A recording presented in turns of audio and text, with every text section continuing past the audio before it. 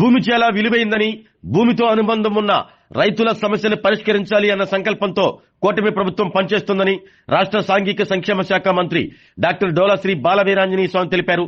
పొన్నలూరు మండలం వెల్లటూరు గ్రామంలో రైతులకు కొత్త పట్టాదారు పాస్ పుస్తకాలను ప్రకాశం జిల్లా కలెక్టర్ రాజాబాబుతో కలిసి మంత్రి బాలవీరాంజనేయ స్వామి పంపిణీ చేశారు. పట్టాదారు పాస్ పుస్తకాల పంపిణీ కార్యక్రమానికి వచ్చిన రాష్ట్ర మంత్రి బాలవీరాంజనేయ స్వామి ప్రకాశం కలెక్టర్ రాజాబాబుతో పాటు ఇతర అధికారులకు ప్రజాప్రతినిధులకు గ్రామస్తులు మేళతాళాలతో సాదర స్వాగతం పలికారు. రాష్ట్ర ప్రభుత్వం కొత్తగా పంపిణీ చేస్తున్న పట్టాదారు పాస్ పుస్తకాలు QR కోడ్తో ఇవ్వటం జరుగుతుందని, దీనివల్ల పొలం హద్దులతో పాటు లాటిట్యూడ్, లాంగిట్యూడ్ అన్ని తెలుసుకునే అవకాశం ఏర్పడుతుందని మంత్రి అన్నారు. గత ముఖ్యమంత్రి పట్టాదారు పాస్ పుస్తకాలపై తన ఫోటోలు ముద్రించుకుని హద్దురాళ్లపై తన ఫోటోలతో పాటు పేర్లను ఏర్పాటు చేసుకున్నారని, దీంతో ప్రభుత్వ ఖజానాకు నష్టం చేకూర్చారని తెలిపారు. రీసర్వేలో జాయింట్ LPM ఉన్న వాటిని విభజించి సరిచేసి ఇవ్వటం జరుగుతుందన్నారు. అగ్రిమెంట్లు, సాదా బైనామాలను రిజిస్ట్రేషన్ చేసే వెసులుబాటు కల్పించినట్లు తెలిపారు. రెవెన్యూ క్లినికల్ ద్వారా మొత్తాన్ని ఒకే వేదిక మీద ఉంచి రెవెన్యూ సమస్యలు మొత్తం పరిష్కరించేలా ఈ కొత్త కార్యక్రమానికి శ్రీకారం చుట్టామన్నారు. ఫ్రీ హోల్డ్ భూముల కొనుగోలు రాష్ట్రంలో జిల్లా అగ్రభాగంలో ఉండటం దురదృష్టకరమన్నారు. కార్యక్రమంలో కందుకూరు సబ్ కలెక్టర్, స్థానిక ప్రజాప్రతినిధులు, మండల స్థాయి అధికారులు, నియోజకవర్గ ప్రత్యేక అధికారులు పాల్గొన్నారు.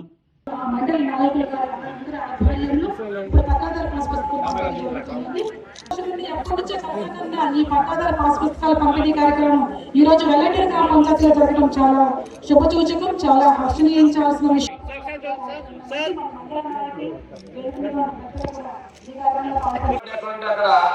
కొత్తగా పండం దాని చుట్టూ ఫెన్సింగ్ వేసేయడం, ఈ కింద దారి పైకి పోకుండా దారి కూడా ఈజ్మెంట్ రేటు కూడా హరించేటువంటి పరిస్థితి తీసుకొస్తా ఉన్నారు. నేను మన CCL గారి దృష్టి కూడా తీసుకెళ్ళండి. అవసరమైతే వాళ్ళు వేసుకునే దగ్గర 3 అడుగులు వదిలేసి గట్టు పక్కన వదిలేసి పై పొలానికి వెళ్ళడానికి హక్కు అనేదని గ్రామంలో కొత్తగా ఈ మెయిన్ రోడ్ లో ఉన్నటువంటి గ్రామాల్లో ఈ దారి హక్కు భంగం కలుగుతుంది. దీన్ని కూడా మనం చేసే విధంగా ఉంది. ఇది పరిష్కారం కూడా మనం చేసుకోవాల్సినటువంటి అవసరం ఉంది.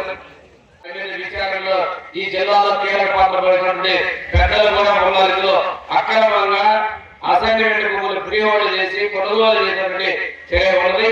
వీటన్నిటినీ కూడా సకాలం చేసేదానికి మనం పూర్తి స్థాయిలో మన ప్రభుత్వ యంత్రాంగం కృషి చేస్తా ఉంది. ముఖ్యంగా ఈరోజు ఈ CCL కమిషనర్గా ఉన్నటువంటి సాయప్రసాద్ కూడా మన జిల్లా వస్తాయి. ఈ రోజు ఈ భూముల కోసం, రైతుల కోసం ప్రతిసారి మీరు చూస్తున్నారు. రెవెన్యూ ప్రక్షాళన చేయాలని ముఖ్యమంత్రి గారు చెప్తున్నారు. ప్రతి కలెక్టర్ మీటింగ్ లో కూడా ముఖ్యమంత్రి గారు చెప్తా ఉన్నారు. ఈ రోజు దానిలో ఒక భాగస్వామ్యం చేస్తుంది. మీ అందరికీ చాలా సమస్య ఉంది. ఇందాక కోర్టు చెప్పాడు, అందులో చాలా సమస్యలకి పరిష్కారం చూపే కోసం ప్రభుత్వం సిద్ధపడుతూ ఉంది. అందులో ఒకటి ఇందాక మన కలెక్టర్ గారు చెప్పారు, రెవెన్యూ క్లినిక్. మనం 19లో కూడా ఒకసారి 28లో అదేవిధంగా కళ్యాణంలో పెట్టాం. జిల్లా కలెక్టర్ గారిని, RDOని అందరినీ VROని పిలిచి కంప్యూటర్లో మనం అక్కడే పెట్టడం జరిగింది. కలెక్టర్ గారికి 1-2 క్లినిక్లు మీరు ఒంగోలులో పెట్టిన తర్వాత కాన్స్టిట్యున్సీ ఒక రోజు అంటే మండేనే కాకపోయినా ముందుగా మీరు చెప్పినట్టు మేము అందరికీ పబ్లిసిటీ ఇస్తాం సార్. ఒక రోజు కాన్స్టిట్యున్సీ ఏర్పాట్లలో మనకు ఉన్నటువంటి రేపు 6 రోజులు మనం మొత్తం మీరు పెట్టినట్లయితే సగం పక్షాలకు అవకాశం ఉంటుంది.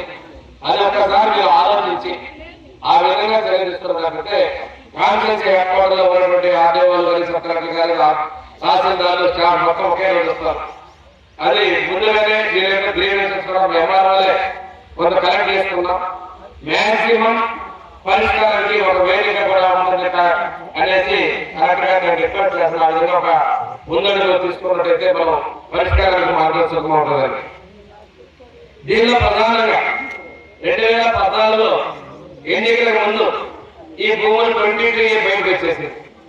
ఆ రోజు చంద్రబాబు నాయుడు ముఖ్యమంత్రిగా ఉన్నప్పుడు నిషేధిత భూములు ఒకసారి నిలవ వచ్చిన తర్వాత ఎన్నికల అనంతరం అమలు పట్టేసరికి ఆ పాపం మనం మోయాల్సి వచ్చింది. చాలా మందికి అవగాహన లేక మన గవర్నమెంట్ నాకు చేసిందని చెప్పంటే మన నాయకులు కూడా మాట్లాడితే పేరు చెప్పడం పలానా టైంలో వచ్చింది, ఎలక్షన్ కోడ్ వల్ల ఈ రోజు రిజిస్ట్రేషన్ కాలేదని చెప్పడం జరిగింది. ఇందులో ప్రధానమైన ఈనాడు ముఖ్యమంత్రి గారు గొప్ప మధ్యలో గొప్పగా ఇస్తారు. నేను రెవెన్యూ శాఖ మంత్రి అనగా సత్యప్రసాద్ గారు కొన్ని సంబంధించినటువంటి క్లియరెన్స్ అప్లై కూడా చేయడం జరిగింది. ఈనా భూములో 2 రకాలు ఉంటాయి.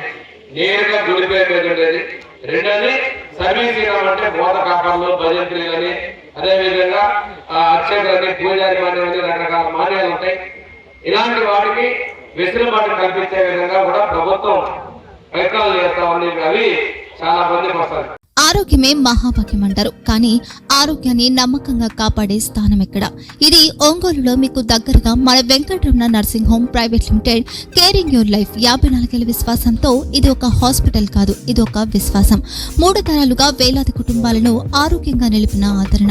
మా నిపుణుల వైద్య బృందం మా దగ్గర అనుభవం కలిగిన బృందంలో అందించే సేవలు neuro surgery, general medicine, diabetes, pulmonologist, general surgery, ophthalmology, urology, orthopaedic, ENT, paediatrics, dental surgery, anaesthesiology, gynaecology, cardiology, emergency మరియు క్రిటికల్ కేర్. ఒంగోలులో ఆరోగ్యానికి ఒక కొత్త శకం ప్రారంభమవుతుంది. వెంకటరమణ ఐ హాస్పిటల్ ప్రారంభించబడింది. కంటి ఆరోగ్యానికి ప్రత్యేక పరిష్కారంగా ప్రభుత్వ ఉద్యోగులు, రిటైర్డ్ ఉద్యోగులు మరియు వారి కుటుంబ సభ్యుల కోసం ఈహెచ్ఎస్ ద్వారా వైద్యం. క్యాష్లెస్ సేవలు Mediassist, star, GHPL, Aditya Birla, Bajaj Allianz మరియు ఇతర ప్రముఖ హెల్త్ స్కీమ్లు అందుబాటులో ఉన్నాయి. ఆరోగ్యశ్రీ, డాక్టర్ ఎన్టీఆర్ వైద్య సేవా నిధి అందుబాటులో ఉన్నాయి. చిరునామా ఆర్టీసీ బస్ స్టాండ్ ఎదురుగా, Kurnool road, Ongole.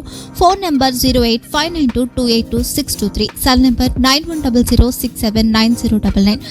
Eye hospital number 9866484770. Website www.venkatramanarsinghome.com. Facebook www.facebook.com/pkrnh. Venkataramana nursing home, 3 తరాల విశ్వాసం, నూతనతతో కూడిన సేవ. మేము కేవలం చికిత్స చేయము, మేము శ్రద్ధ వహిస్తాం, పరిరక్షిస్తాం. సేవ చేయడం మాకు ధ్యేయం.